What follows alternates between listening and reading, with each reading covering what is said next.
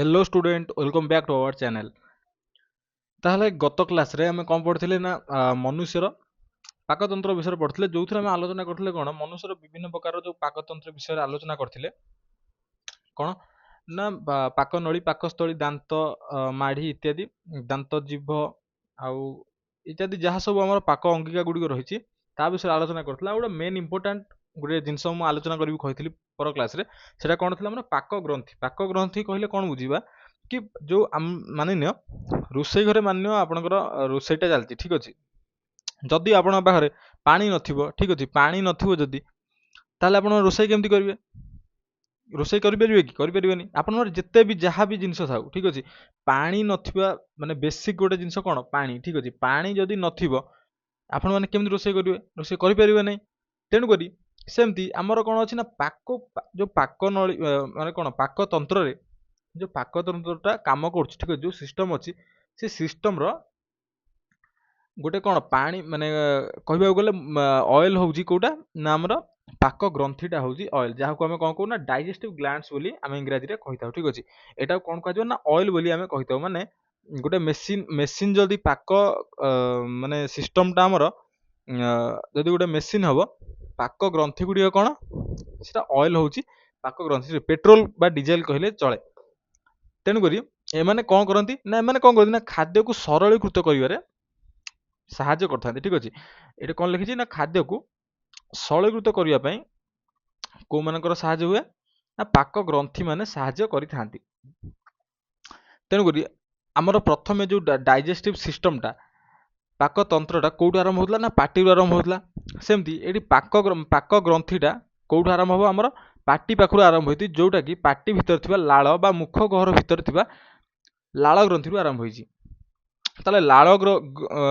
माने कोन लाळ ग्रंथि कहले कोन बुझिबा हमें लाळ ग्रंथिटा कोउठ होईछि प्रथमे ना पाटी रे हमर जो पाटी रे जिभ तळे ठीक अछि जिभ तळे तीनोटी लाळ ग्रंथि हमर रहिछि देखिबार तो लेखा होईछि मुख गहर रे तीन जोड़ा लाळ ग्रंथि रहिछि आपण बाटर लाळ ग्रंथि रहिछि कि नै लाळ ग्रंथि समस्त बाटर रहिछि ठीक अछि जिभ तळे सेटा तीन जोड़ा हमर लाळ ग्रंथि रहिछि जोठ कि गोटे टाइलिन नामक गोटे एंजाइम रहिछि ठीक अछि टाइलिन नामक गोटे एंजाइम रहिछि से एंजाइम टा कोन करछि ना हम जो खाद्य रे हमर जो श्वेत सार खाद्य अछि बा कार्बोहाइड्रेट जो खाद्य गुडी को अछि सेगुडी कोन करछि ना हजम करिवारे साहाय्य करछि ठीक अछि ताले श्वेत सार जातीय खाद्य को हजम करिवारे के साहाय्य करछि लाळ थिबा टाइलिन देन देखिबा आ गोटे कथा मन रखिबो लाळ थिबा जो टाइलिन अछि सेटा गोटे माने एसिडिक जिंस कहले चले बा अम्लीय माने कोन अम्लीय एंजाइम कहले चले ठीक अछि देन देखिबा कोन जठर ग्रंथि ठीक अछि जठर ग्रंथि कोउठ रहिछि जठर ग्रंथि कहबा पूर्व मु गोटे जिंस देखैबी आपण मानकू हम देखले प्रथम कोउठ हमर हजमटा स्टार्ट हबो ना पाटी पाखरु हजमटा स्टार्ट हबो ठीक अछि पाटी रे थिबा जो मुख गहर हमर अछि से मुख गहर भितर थिबा तीनोटी लाळ ग्रंथिटा हमकु कोन कले प्रथमे कि लाळ माने सेतरे टाइलिन नामक गोटे एंजाइम मिसेइले मिसेया फल रे से कोन होला ना हम खाद्यटा हजम हबारे हमकु साहाय्य कला तापरे परवर्ती समय रे सेटा कोन हबो ना खाद्यटा जेतबेले पाक बा खाद्य नळी भितर को एंट्री करबो ए खाद्य नळी भितर को एंट्री करबो या भितर कोनोसी प्रकार रो हमर हजम क्रिया हुए नाही कोन पई ना या भितर कोनोसी प्रकार रो ग्रंथि अवेलेबल नाही ए जगह रे तेनु करी ए जगह रे कोनोसी प्रकार भी हमर खाद्य रो हजम प्रक्रिया हुए नाही देन खाद्य कोठी आसे ना खाद्य हम पाकस्थल भितर को हम खाद्यटा आसिला पाकस्थल भितर आसीबा परे पाकस्थल कोन अवेलेबल अछि गैस्ट्रिक ग्लैंड बा जठर ग्रंथि एठी अवेलेबल अछि जठर ग्रंथि रु एठी कोन क्षरण होउची गैस्ट्रिक जूस बा पाचक रस एठू क्षरण होउची ठीक अछि सेई जो पाचक रसटा हमर पाचक रसटा कोन HCl ठीक अछि हाइड्रोक्लोरिक एसिड टा एठू क्षरण होउची मो जूम करी आपण मानू देखैबी एटा हमर कोन ना पाकस्थली एटा हमर पाकस्थली पाकस्थले कोन होउची पाकस्थल जो अंत गठन रे कोन अछि ना गैस्ट्रिक एठू क्षरण होउची कोन ना गैस्ट्रिक जूस गुडी एठू क्षरण हला गैस्ट्रिक जूस कोन होउची ना ए जगह एमते अवेलेबल रहिला ताले गैस्ट्रिक जूस रो एठी काम कोन एठी ए जो गैस्ट्रिक जूस गुडी रहिला एठी यार काम कोन जानचो एगुडी काम कोन ना गैस्ट्रिक जूस टा होउची अम्लीय HCl टा कोन ओटा अम्ल कि नाही HCl टा अम्ल आपण माने केमिस्ट्री रे पढथिबे HCl टा कोन ना अम्ल गोटे रासायनिक विज्ञान रे पढथिबे HCl हाइड्रोक्लोरिक एसिड ସେଗୁଡ଼ିକ କ'ଣ କରେ, ଅମ୍ଳ ଯେହେତୁ ଅମ୍ଳ ଆମେ ଖାଦ୍ୟରେ ଖାଉଥିବା ଯେଉଁ ଅଣୁଜୀବ ଗୁଡ଼ିକ ରହିଥାନ୍ତି, ଠିକ୍ ଅଛି, ଅଣୁଜୀବ ଗୁଡ଼ିକ ଯେଉଁ ରହିଥାନ୍ତି ସେଇ ଅଣୁଜୀବ ଗୁଡ଼ିକ କ'ଣ ହୁଅନ୍ତି ନା ଏଇ ଯେଉଁ ଗ୍ୟାଷ୍ଟ୍ରିକ୍ ଜୁସ୍ ବା HCl ଯେତେବେଳେ ଖାଦ୍ୟରେ ଆସି ମିଶିଯିବ ସେଥିରେ କ'ଣ ହେବ, ଏଇ ଅଣୁଜୀବ ଗୁଡ଼ିକ ମାନେ ସାମାନ୍ୟ ମାନେ ଗୋଟେ ଜିନିଷ ଭାବ, ଯଦି HCl ଯଦି ମଣିଷ ମାନଙ୍କର କ୍ଷତି କରିପାରୁଛି ତାହେଲେ ଅଣୁଜୀବଙ୍କୁ କ'ଣ କରୁଥିବ, ସେଟା ମାରି ଦେଉଥିବ, ଅଣୁଜୀବଙ୍କୁ ମାରି ଦେଉଥିବ କି ନାହିଁ, ଅଣୁଜୀବ ମାରିଦେବ। ତାହେଲେ ଏଠି ତାହେଲେ HCl ର କାର୍ଯ୍ୟ କ'ଣ ହେଲା, ଇଏ କ'ଣ କଲା ନା ଅଣୁଜୀବକୁ ମାରିଦେଲା। ପ୍ଲସ୍ ପ୍ଲସ୍ କ'ଣ ହେଉଥିବ, ଆପଣମାନଙ୍କ ମନରେ ନିଶ୍ଚିତ ଡାଉଟ୍ ଆସୁଥିବ କ'ଣ ନା ଯଦି ମଣିଷମାନଙ୍କୁ ମାରିଦେଉଛି, ଠିକ୍ ଅଛି, ମଣିଷମାନଙ୍କୁ ଯଦି ବାହାର ମାନେ ହାତ ବାହାରେ ଯଦି ମାନେ ଆମ ବଡି ବାହାରେ ଯଦି ଏ ଅମ୍ଳଟା ମଣିଷ ଶରୀରକୁ କ୍ଷତି କରୁଛି ତାହେଲେ ଏଇଟା ତ ବଡି ଭିତରେ ତାହେଲେ ତ କେମିତିକା ମାନେ ରିଆକ୍ସନ୍ କରୁଥିବ, କେତେ କ୍ଷତି କରୁଥିବ। କିନ୍ତୁ ସାଧାରଣତଃ କହିବାକୁ ଗଲେ ଏ କିଛି କ୍ଷତି କରେନି। କ'ଣ ପାଇଁ, ଆମର ଯେଉଁ ପାକସ୍ଥଳୀ ଅଛି, ପାକସ୍ଥଳୀ ଯେଉଁ ଲେୟାର ଅଛି, ଠିକ୍ ଅଛି, ଲାଇନିଂଟା ଅଛି, ସେ ଲାଇନିଂଟା କେଉଁଥିରେ ତିଆରି ଜାଣିଛ, ମ୍ୟୁକସ୍ ଲାଇନିଂରେ ତିଆରି, ଠିକ୍ ଅଛି। ମ୍ୟୁକସ୍ରେ ଏଇ ଯେଉଁ ପାକସ୍ଥଳୀ ମେମ୍ବ୍ରେନ୍ ଅଛି, ଏ ମେମ୍ବ୍ରେନ୍ଟା ଏମିତି ଭିତର ପଟରୁ ଗୋଟେ ତା ଉପରେ ଗୋଟେ ଲାଇନ୍ ଅଛି, ତାକୁ କ'ଣ କହନ୍ତି ମ୍ୟୁକସ୍ ମେମ୍ବ୍ରେନ୍ ବୋଲି ଆମେ କହୁ, ଠିକ୍ ଅଛି। ଏଇ ଯେଉଁ ମ୍ୟୁକସ୍ ଗୁଡ଼ିକ କ'ଣ କରିଥାନ୍ତି ନା ପାକସ୍ଥଳୀକୁ ଏମିତି ଘେରିକି ରହିଥାନ୍ତି, ଏମିତି ପାକସ୍ଥଳୀ ଯେଉଁ କାନ୍ଥ ରହିଛି ଭିତର ପଟ କାନ୍ଥ ତାକୁ ଘେରିକି ରହିଥାନ୍ତି କିଏ ନା ମ୍ୟୁକସ୍ ଲେୟାରଟା ଗୋଟେ ଏମିତି ଲାଇନ୍ଟା ଏମିତି ଘେରିକି ରହିଛି।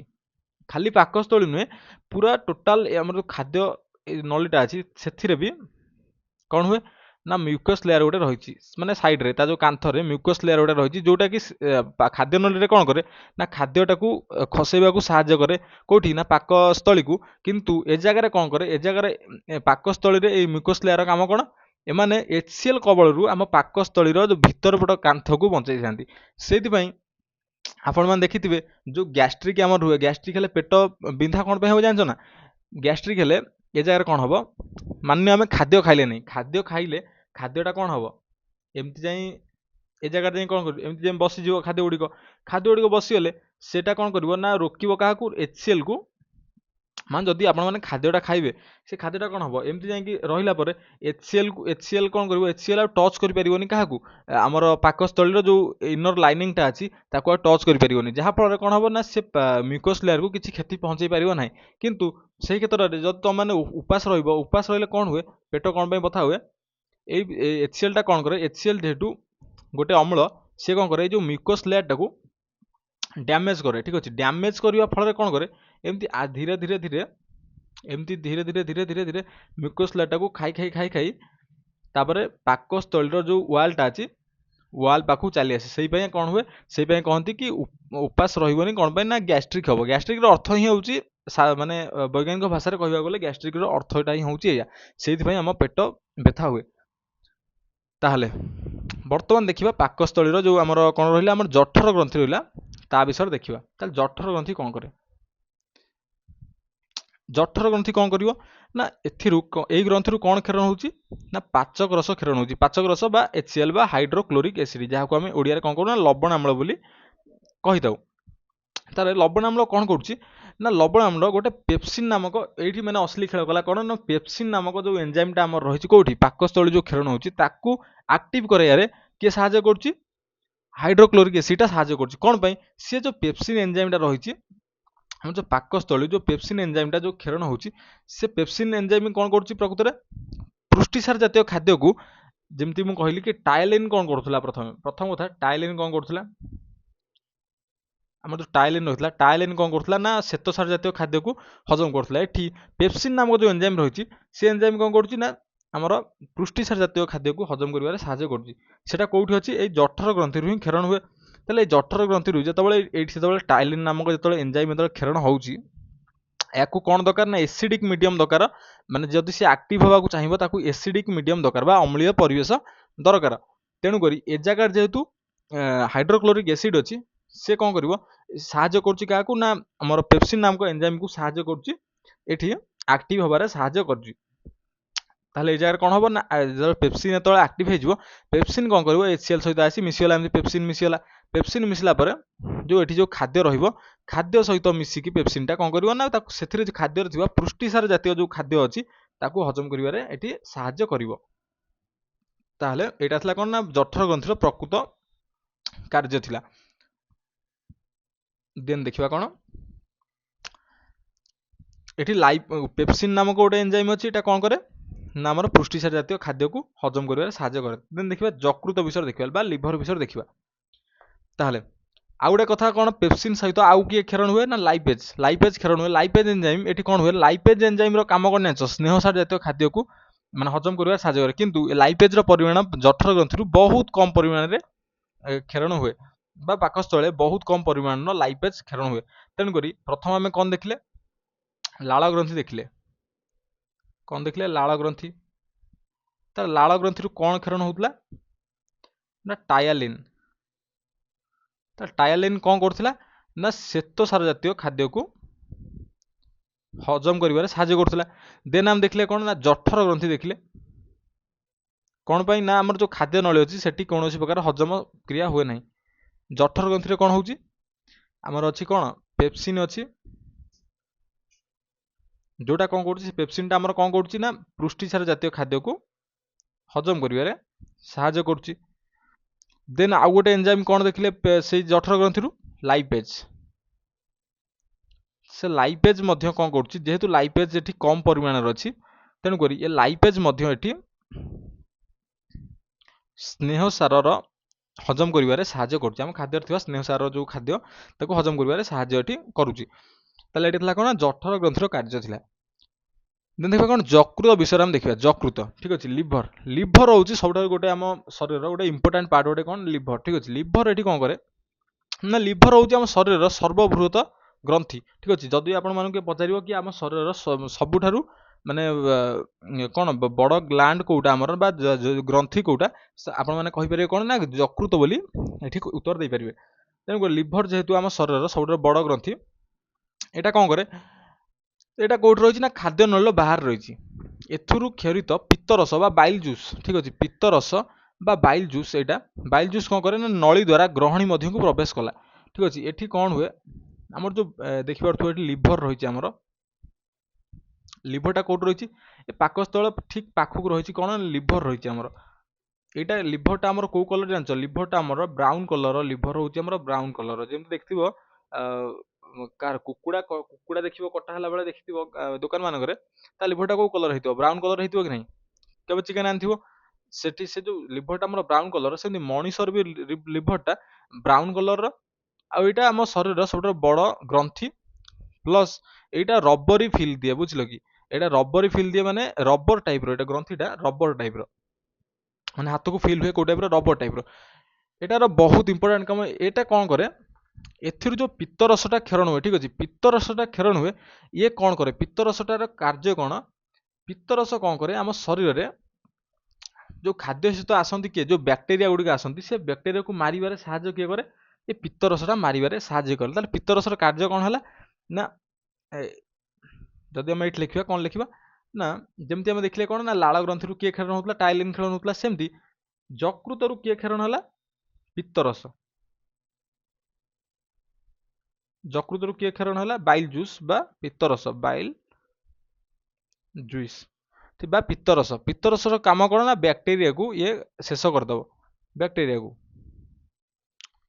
ପ୍ଲସ୍ ଏହାର ଆଉ ଗୋଟେ କାର୍ଯ୍ୟ କ'ଣ, ଏହାର ଆଉ ଗୋଟେ କାର୍ଯ୍ୟ ହେଉଛି, ଯେଉଁ ଆମର ପାକସ୍ଥଳୀ ଯେଉଁ ମାନେ ଅମ୍ଳ ଆସୁଥିଲା, କ'ଣ ହାଇଡ୍ରୋକ୍ଲୋରିକ୍ ଏସିଡ୍ ଆସୁଥିଲା, ସେଇଟା ଖାଦ୍ୟ ସହିତ ମିଶିଲା ପରେ ସେ ଯେହେତୁ ଅନ୍ୟ ମାନେ ଶରୀରର ଅନ୍ୟ ଅଙ୍ଗକୁ ଯିବ, ଯେଉଁ ଜାଗାରେ କି ମ୍ୟୁକସ୍ ମେମ୍ବ୍ରେନ୍, ଯେଉଁ ଜାଗାରେ ମାନେ ମ୍ୟୁକସ୍ର ଗୋଟେ ଲେୟାର ନାହିଁ ମାନେ ଶରୀରର, ତେଣୁକରି ସେ କ'ଣ କରିପାରିବ, ମାନେ କ୍ଷତି କରିପାରିବ। ଏଇ ଯେଉଁ HCl ଟା ଯଦି ଏମିତି ଦେଇ ବୃହତନ୍ତ୍ର ଭିତରକୁ ପଳେଇ ଆସିଲା କି କ୍ଷୁଦ୍ରାନ୍ତ୍ର ଭିତରକୁ ପଳେଇ ଆସିଲା, ତାହେଲେ କ'ଣ ହେବ, ଏ ଜାଗାରେ କ୍ଷତି ହେଇଯିବ, ଏ ପାର୍ଟର କ୍ଷତି ହେବ।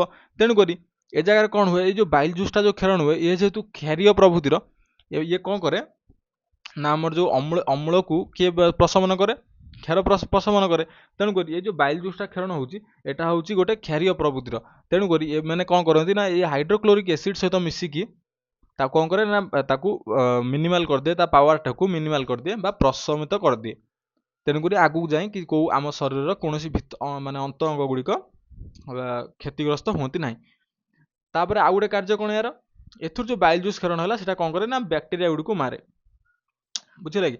ଏଇଟା କ'ଣ କରେ, ତାର ଯୋଉଟା ଡକ୍ଟ ଅଛି ବା ନଳୀ ଅଛି, ଏ ଯେଉଁ ବାହିକା ଅଛି ଏଇଠି, ତା ବାହିକା ଦେଇକି এই ଦେଖିପାରୁଥିବ ବାହିକାଟା ଅଛି, ବାହିକା ଦେଇ ଏଠି ଯୋଉ ଗ୍ରହଣୀ ଆମର ଥାଏ କୋଉଠି ପାକସ୍ଥଳୀ ତଳକୁ ଯୋଉ ଗ୍ରହଣୀଟା ଥାଏ ସେ ଗ୍ରହଣୀ ମଧ୍ୟକୁ ପ୍ରବେଶ କରୁଛି। ପ୍ରବେଶ କରିବା ଫଳରେ ସେ ସେଇଠି ଗ୍ରହଣୀ ପାଖରେ କ'ଣ କରୁଛି, ତାର ଭିତରେ ଯୋଉ ବାଇଲ ଜୁସ୍ ଅଛି ବାଇଲ ଜୁସ୍ଟାକୁ ଏଇଠି ସିକ୍ରେଟ୍ କରୁଛି ବା ମାନେ କ'ଣ ଖାଦ୍ୟ ଭିତରେ ଆଣି ମିଶେଇ ଦଉଛି। ତାହେଲେ ଦେନ୍ ଦେଖିବା କ'ଣ,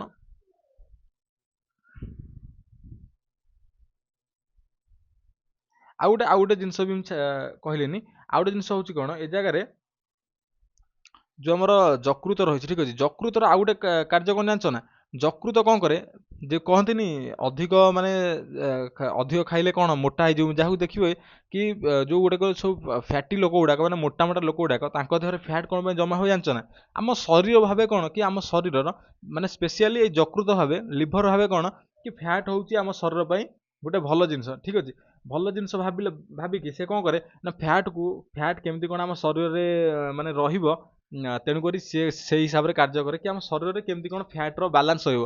କିନ୍ତୁ ତାକୁ ଏତିକି ଜଣା ନାହିଁ କି ଆମ ଶରୀରରେ ସିଏ ଅଲରେଡ଼ି କ'ଣ କରୁଛି ନା ଫ୍ୟାଟ୍ଟାକୁ ବହୁତ ପରିମାଣରେ କରିଦେଉଛି। ସେଇଥିପାଇଁ ମୋଟା ଲୋକ ଗୁଡ଼ିକ ଅଧିକ ମୋଟା ଦେଖାନ୍ତି କେବଳ ଏଇ ପାଇଁ, କ'ଣ ପାଇଁ ନା ତାଙ୍କ ଶରୀରର ଯେଉଁ ଲିଭରକୁ ଲାଗେ କ'ଣ ନା ଆମ ଏଇ ଫ୍ୟାଟ୍ଟା ଆମ ଶରୀର ପାଇଁ ଗୁଡ୍, ସେଇଥିପାଇଁ ୟାକୁ ଆମେ ଷ୍ଟୋର କରିଦେବା, ଠିକ ଅଛି। ତାହେଲେ ଏହାର କାର୍ଯ୍ୟ ଆଉ ଗୋଟେ କାର୍ଯ୍ୟ କ'ଣ ହେଲା, ଏଇଟା ଫ୍ୟାଟ୍କୁ ଷ୍ଟୋର କରେ। ତାପରେ ଆଉ ଗୋଟେ ଯକୃତର କାର୍ଯ୍ୟ କ'ଣ ହେଲା, ଯକୃତର ଯଦି ଗୋଟେ ବିବରଣୀ ମୁଁ ଲେଖିବି ଯକୃତ ତାହେଲେ କ'ଣ କଲା, ତାହେଲେ ଯକୃତ ଆମ ବା ଲିଭର ଆମର କ'ଣ କଲା, ଲିଭର ଆମର କ'ଣ କରୁଛି,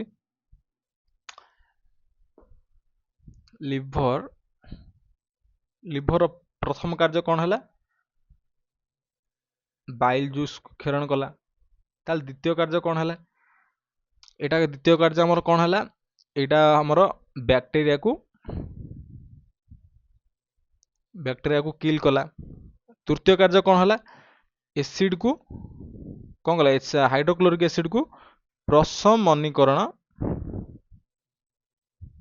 କରିବ। ଦେନ୍ ଫୋର୍ଥ ପଏଣ୍ଟ କ'ଣ, ଫ୍ୟାଟ୍କୁ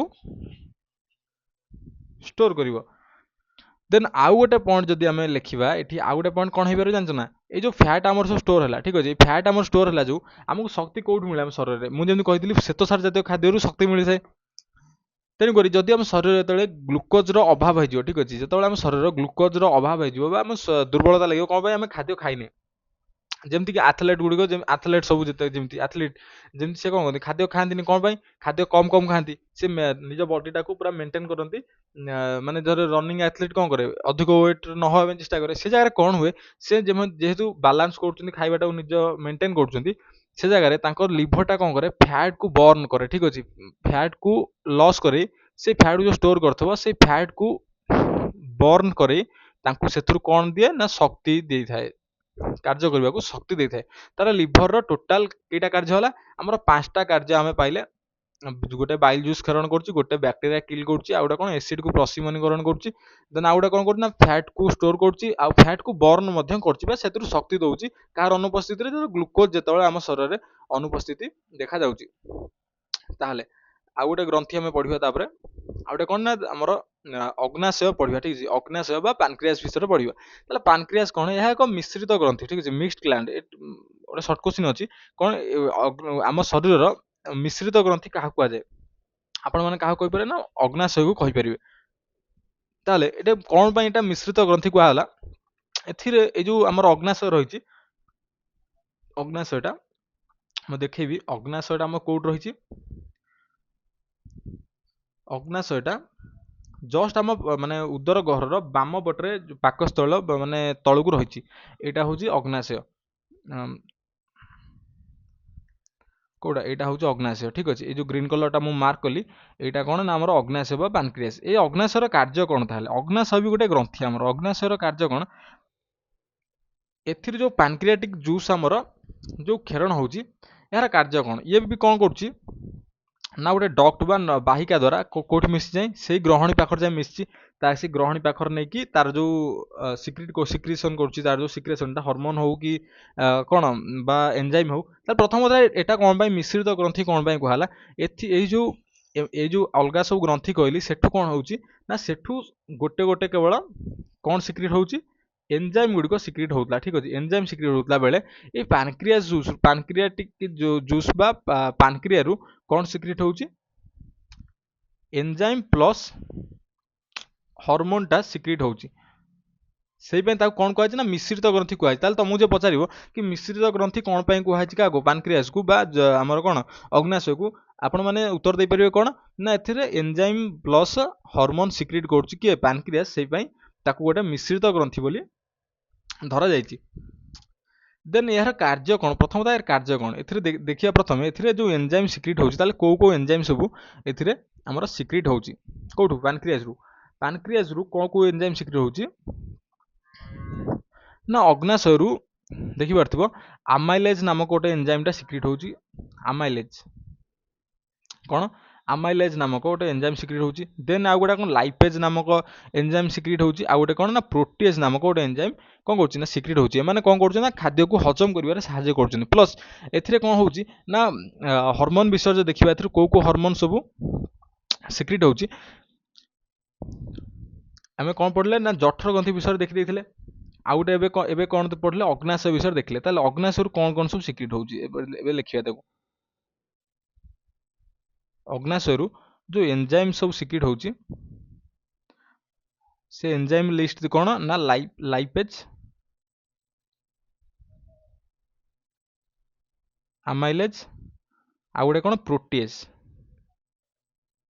ଠିକ୍ ଅଛି। ଆଉ ଏଥିରେ ଯେଉଁ ହରମୋନ୍ ସିକ୍ରିଟ୍ ହେଉଛି ତାହେଲେ ହରମୋନ୍ କିଏ ହରମୋନ୍ ସବୁ କିଏ ସବୁ ସିକ୍ରିଟ୍ ହେଉଛନ୍ତି ଏଥିରୁ। ଗୋଟେ ହେଉଛି ଇନ୍ସୁଲିନ୍,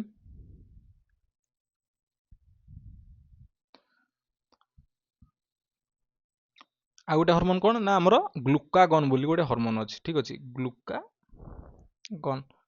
ମୁଁ ଗୋଟେ କଥା ବୁଝିପାରେ ନା ସ୍କୁଲ ମାନଙ୍କରେ ଏମିତି ମାନେ ଡିଟେଲରେ କ'ଣ ପାଇଁ ପଢ଼ାନ୍ତିନି। କେବଳ ସ୍କୁଲ ମାନେ ବହି ଦେଖି ମାନେ ଡିଟୋ ପୁରା ବହିରୁ ଦେଖି ପଢ଼େଇଛନ୍ତି କ'ଣ ପାଇଁ ଗୋଟେ ଜିନିଷ ମୁଁ ବୁଝିପାରେ ନା। କିନ୍ତୁ ମାନେ ଭାବିନିଅ ସ୍କୁଲରେ କ'ଣ ଆପଣମାନଙ୍କୁ କହିଥାନ୍ତେ କି ସେଥିରେ ହରମୋନ୍ କ୍ଷରଣ ହେଉଛି, ଏନଜାଇମ୍ କ୍ଷରଣ ହେଉଛି ବୋଲି ତାକୁ ମିଶ୍ରିତ ଗ୍ରନ୍ଥି କହନ୍ତି, କି କେଉଁ କେଉଁ ହରମୋନ୍ ସବୁ କ୍ଷରଣ ହେଉଛି। କାରଣ ମାନେ ବହିରେ ନାହିଁ ନା ସେ ଜିନିଷଟା, ସେଟା ମୁଁ ଏକ୍ସଟ୍ରା ମାନେ ଆପଣମାନଙ୍କୁ ଶିଖଉଛି। ସେଇପାଇଁ ତ ମୁଁ କହୁଛି ନା ଆମ କୋର୍ସଟାକୁ ଜଏନ୍ କରିବା ପାଇଁ। ଠିକ୍ ଅଛି, ଯେଉଁଟାକି ମାନେ ଫ୍ରିରେ ଆମେ ପ୍ରୋଭାଇଡ଼ କରୁଛୁ। ତାହେଲେ ଦେଖିବା ଏଇ ଯେଉଁ ଆମର ହରମୋନ୍ ଗୁଡ଼ିକ କ୍ଷରଣ ହେଉଛି ଯେଉଁଗୁଡ଼ିକ କ'ଣ ନା ଇନ୍ସୁଲିନ୍, ଗ୍ଲୁକାଗନ୍ ଗୁଡ଼ିକ। ତାହେଲେ ଏଇ ହରମୋନ୍ ଏଇଗୁଡ଼ିକ କେଉଁଠି କ୍ଷରଣ ହେଉଛି ଗୋଟେ ଅଙ୍ଗିକା ଅଛି ମାନେ କାହା ଭିତରେ ଅଗ୍ନାଶୟ ଭିତରେ। ସେ ଜାଗାକୁ କ'ଣ କହୁ ଆମେ ନା ଆଇଲେଟ୍ସ ଅଫ୍ ଲେଙ୍ଗରହେନ୍ସ। ସେ ଜାଗା କ'ଣ କୁହାଯାଏ ଆଇଲେଟ୍ସ ଅଫ୍ ଲେଙ୍ଗରହେନ୍ସ ବୋଲି କୁହାଯାଏ। ସେଇ ଜାଗାରୁ କ୍ଷରଣ ହେଉଛି କ'ଣ ନା ଆମର ଇନ୍ସୁଲିନ୍ ଆଉ ଗ୍ଲୁକାଗନ୍ ନାମକ ଦୁଇଟା ହରମୋନ୍ କ୍ଷରଣ ହେଉଛି। ତାହେଲେ ଆଇଲେଟ୍ସ ଅଫ୍ ଲେଙ୍ଗରହେନ୍ସ କ'ଣ ପାଇଁ ନା ହେଇ ଜାଣିଛ ନା, ସେ ଯେଉଁ ପ୍ଲେସ୍ଟାକୁ ମାନେ ଆମ ସେଇ ଯେଉଁ ଅଙ୍ଗିକାକୁ ଯିଏ ଡିସ୍କଭର କରିଥିଲେ ତାଙ୍କରି ନାମ ଅନୁସାରେ ସେଇ ଜାଗାଟାକୁ କ'ଣ କୁହାଯାଇଛି ନା ଆଇଲେଟ୍ସ ଅଫ୍ ଲେଙ୍ଗରହେନ୍ସ ବୋଲି ସେ ଜାଗାର ନାମ ଦିଆହେଇଛି ବା ଅଙ୍ଗିକାର ନାମଟାକୁ ଆମର ଦିଆହେଇଛି। ତାହେଲେ ବୁଝିଗଲା ଲିଭରରୁ ସବୁ ଲିଭରରୁ କିଏ କ'ଣ କ୍ଷରଣ ହେଲା, ଲାଳ ଗ୍ରନ୍ଥିରୁ କ'ଣ କ୍ଷରଣ ହେଲା, ଜଠର ଗ୍ରନ୍ଥିରୁ କ'ଣ କ୍ଷରଣ ହେଲା, ଯକୃତରୁ ଆଉ ଅଗ୍ନାଶୟରୁ ସବୁ କେଉଁ କେଉଁ ସବୁ ଆମର ଜିନିଷ କ୍ଷରଣ ହେଲା ଆପଣମାନେ ବୁଝିପାରିଥିବେ। ଦେନ୍ ଦେଖିବା କ'ଣ ନା ଆନ୍ତରିକ ଗ୍ରନ୍ଥି ବିଷୟରେ ଦେଖିବା। ତାହେଲେ ଆନ୍ତରିକ ଗ୍ରନ୍ଥି ମାନେ ଆମର ଇଣ୍ଟେଷ୍ଟାଇନ୍ ଯେଉଁ ଅଛି ମାନେ ଇଣ୍ଟେଷ୍ଟାଇନାଲ ଯେଉଁ ଗ୍ଲାଣ୍ଡ ଗୁଡ଼ିକ ଅଛି ବା ଆମର ଯେଉଁ କ୍ଷୁଦ୍ରାନ୍ତ୍ର ବୃହତନ୍ତ୍ର ବିଷୟରେ ଭିତରେ ଯେଉଁ ଅଛି ଯେଉଁ ଗ୍ଲାଣ୍ଡ ଗୁଡ଼ିକ ରହିଛି ତା ବିଷୟରେ ତାହେଲେ ଦେଖିବା। ବର୍ତ୍ତମାନ କ୍ଷୁଦ୍ରାନ୍ତ୍ରରେ ଓ କ୍ଷୁଦ୍ରାନ୍ତ୍ରରେ ଥିବା ଆନ୍ତରିକ ଗ୍ରନ୍ଥି ଗୁଡ଼ିକର ଆନ୍ତରିକ ରସ, ଠିକ୍ ଅଛି, ଇଣ୍ଟେଷ୍ଟାଇନାଲ ଜୁସ୍ ଆକୁ ଇଂଲିଶରେ କହନ୍ତି, ତାହେଲେ କ୍ଷରିତ ହୋଇଥାଏ ଜାଗାରେ। ଏହି ରସରେ ଥିବା ବିଭିନ୍ନ ପ୍ରକାର ଏନଜାଇମ୍ କ'ଣ କରନ୍ତି ନା ହଜମ ପ୍ରକ୍ରିୟାକୁ ଶେଷ କରିଥାନ୍ତି। ତାହେଲେ ବର୍ତ୍ତମାନ ଆମେ ଦେଖିବା କ'ଣ ନା ପାଚନ ପ୍ରକ୍ରିୟାଟା ଦେଖିବା। ଆମେ ପାଚନ ପ୍ରକ୍ରିୟା ବିଷୟରେ ଆମେ ଦେଖିବା। ପାଚନ ପ୍ରକ୍ରିୟା କେମିତି କ'ଣ ଆମର ସମ୍ପାଦିତ ହୁଏ ବା ଖାଦ୍ୟ ହଜମର ଯେଉଁ ପ୍ରକ୍ରିୟାଟା ବା ପ୍ରୋସେସଟା, ସିଷ୍ଟମ ତ ଆମେ ଜାଣିଗଲେ ନା କେମିତି କ'ଣ ସିଷ୍ଟମଟା, ତାହେଲେ ପ୍ରୋସେସଟା କିଛି ରହିଥିବ। ଏ ପ୍ରୋସେସଟା କେମିତି କ'ଣ ସମ୍ପାଦିତ ହୁଏ ତା ବିଷୟରେ ବର୍ତ୍ତମାନ ଆମେ ଦେଖିବା। ତାହେଲେ କ'ଣ ହୁଏ ଆମ ଶରୀରରେ ଆମେ କେତେ 6 ପ୍ରକାର ଖାଦ୍ୟ ନେଉ। ଶ୍ଵେତସାର, ପୁଷ୍ଟିସାର, ସ୍ନେହସାର, ଭିଟାମିନ୍, ଧାତବ ଲବଣ ଆଉ ଜଳର ଖାଦ୍ୟ ମାନେ ଆମର ନେଇଥାଉ। କିନ୍ତୁ ଏଠି ଜିନିଷଟା କ'ଣ ହୁଏ ଆମ ଯେଉଁ ଖାଦ୍ୟ ଯେଉଁ ଆମେ ଖାଇଲେ ସେ ଖାଦ୍ୟରେ ଯେଉଁ ଆମ ଧାତବ ଲବଣ ଆଉ ଯେଉଁ ଜଳ ରହିଛି, ଧାତବ ଲବଣ, ଜଳ ଆଉ ଭିଟାମିନ୍ର ଯେଉଁ ପାର୍ଟିକିଲ୍ ରହିଛି, ଯେଉଁ ଅଣୁ ସବୁ ରହିଛି ସେଗୁଡ଼ିକ ବହୁତ ସ୍ମଲ୍। ସେଇପାଇଁ ସେମାନେ କ'ଣ କରନ୍ତି କ୍ରସ୍ କରିଯାଆନ୍ତି ଆମ ମାନେ କଣ ଡାଇରେକ୍ଟ ମାନେ ସେମାନେ କ୍ରସ୍ କରି ଯାଆନ୍ତି କାହାକୁ ଆମର ଯୋଉ କୋଷରେ ଯୋଉ କଣ ରହିଛି ଆମର ଯୋଉ ହୋଲ ଗୁଡ଼ିକ ରହିଛି ଆମ ମେମ୍ବ୍ରେନରେ ସେ ତାକୁ ସବୁ କ୍ରସ୍ କରି ଯାଇ ଡାଇରେକ୍ଟ କାମରେ ଲାଗିଯାଆନ୍ତି। କିନ୍ତୁ ଏ ଜାଗାରେ କଣ ହୁଏ ଯେହେତୁ ଶ୍ଵେତସାର ଜାତୀୟ ଖାଦ୍ୟ, ସ୍ନେହସାର, ପୁଷ୍ଟିସାର ଜାତୀୟ ଖାଦ୍ୟ ଏମାନେ ଯେହେତୁ ଜଟିଳ ଖାଦ୍ୟ ଏମାନେ କଣ କରନ୍ତି ନା ସରଳ ହବା ପାଇଁ ଟାଇମ ନେଇଥାନ୍ତି ସରଳ ଖାଦ୍ୟରେ ପରିଣତ ହବା ପାଇଁ। ସେଇଥିପାଇଁ ଆମ ଯୋଉ ପାକତନ୍ତ୍ର ରହିଛି ଏଇ ଜଟିଳ ଖାଦ୍ୟକୁ କଣ କରେ ନା ସରଳ ହବାରେ ସାହାଯ୍ୟ କରିଥାଏ। ଏଠି ଦେଖିପାରୁଥିବ ଜଟିଳ ଖାଦ୍ୟ କିଏ କିଏ ଶ୍ଵେତସାର, ପୁଷ୍ଟିସାର, ସ୍ନେହସାର।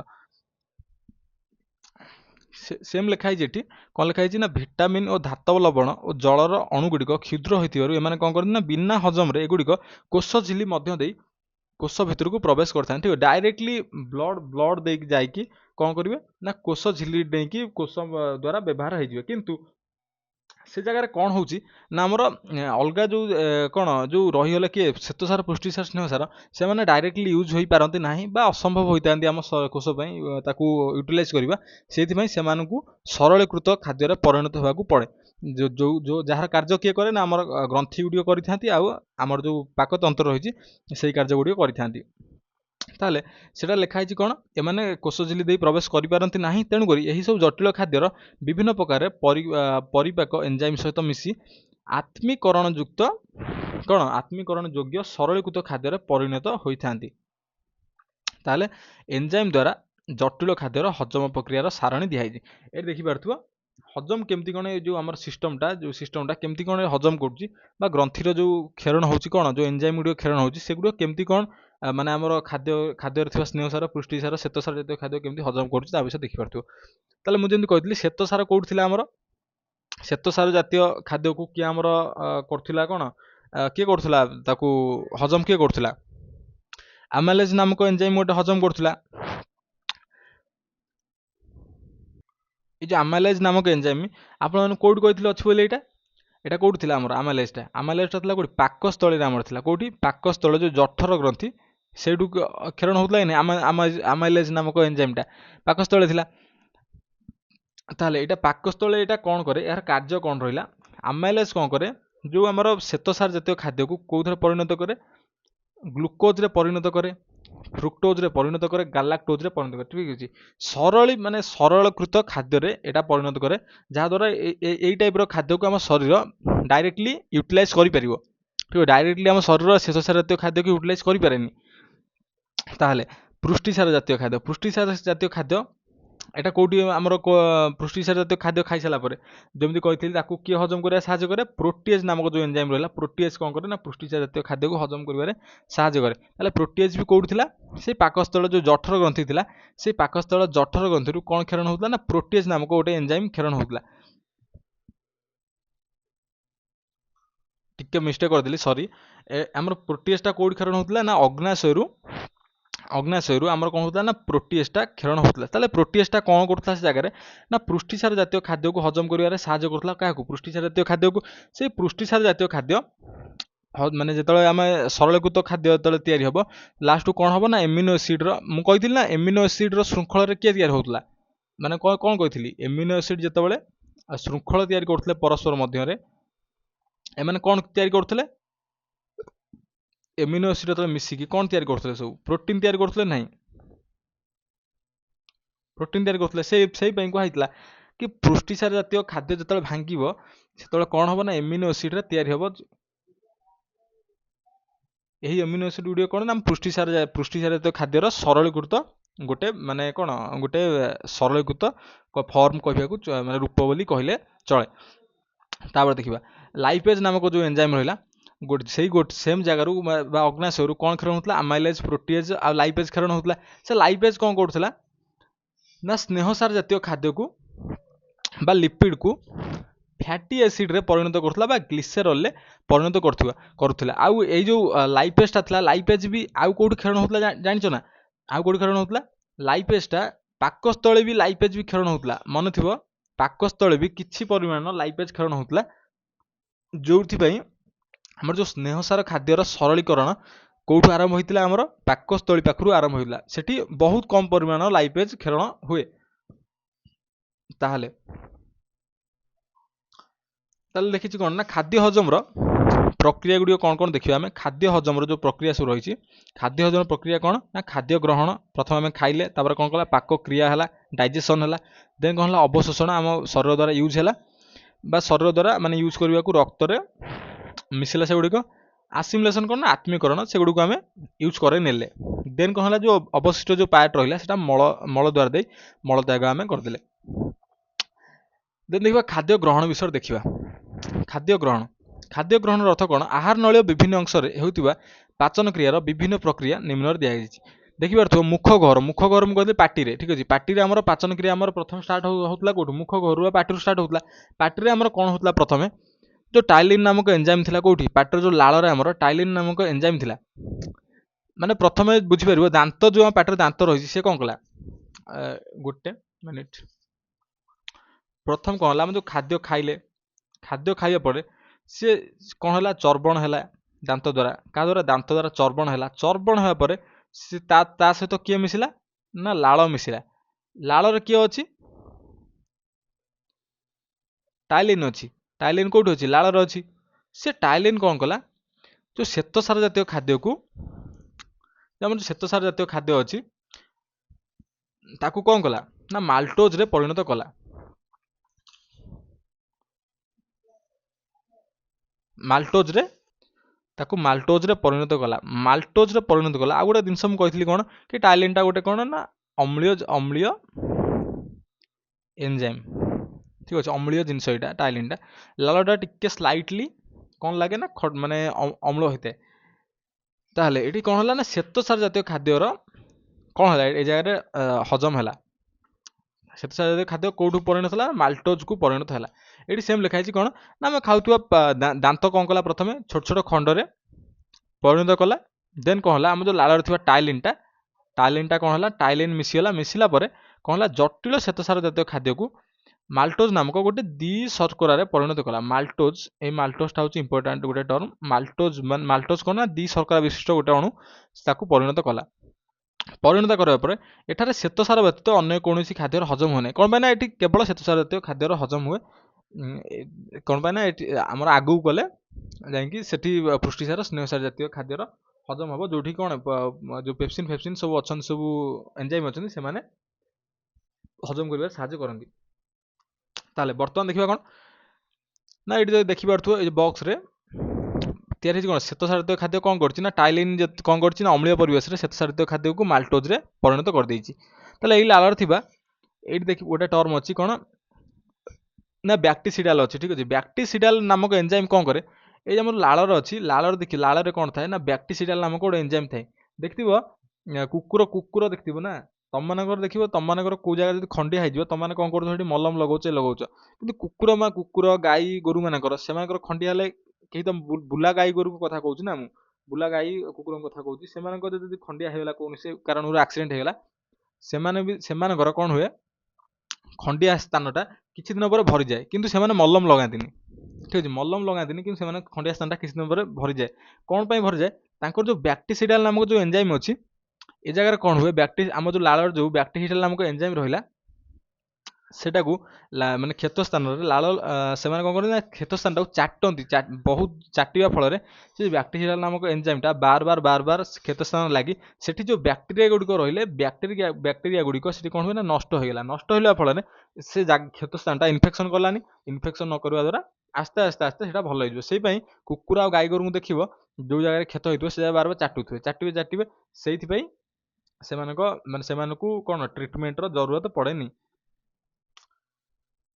देन देखा कौन ना ग्रास नली विषय देखा ग्रास नली कौन ग्रास नली जमी मुझे कहली कौन जोटा कि खाद्य नलीटा खाद्य नली को आम कौन कहूँ ना ग्रास नली कहूँ ये कौन प्रकार हजम क्रिया संपादित हुए कौन पाई ना यहाँ केवल गोटे पैसेज गोटे कौन म्यूकस लेयर बंची भितर म्यूकस लेयर बंची यहाँ बास खाद्य को पास कर साहय कर प्रोसेसटा को आम कौन कहते ना पेरिस्टालसिस बोली कही आम से प्रोसेसटा को से माने पेरिस्टालसिस क्या कही जो खाद्य नल जो यही प्रकार चलन को मुझे कौन कही चौड़ा माने संकुचित हम प्रसारित हम पुणी संकुचित हम पुणी प्रसारित हम यह द्वारा कौन होता खाद्यटा धीरे धीरे धीरे धीरे धीरे धीरे खाद्यटा कौन करता ना पाकस्थल भितर प्रवेश करता यही प्रोसेस को आम कौन कहते यही प्रकार चलन को पेरिस्टालसिस बोली आम कही ତାହେଲେ କେବଳ ଗ୍ରାସ ନହେଲେ କୌଣସି ପ୍ରକାର ଖାଦ୍ୟର ହଜମ ହୁଏନି।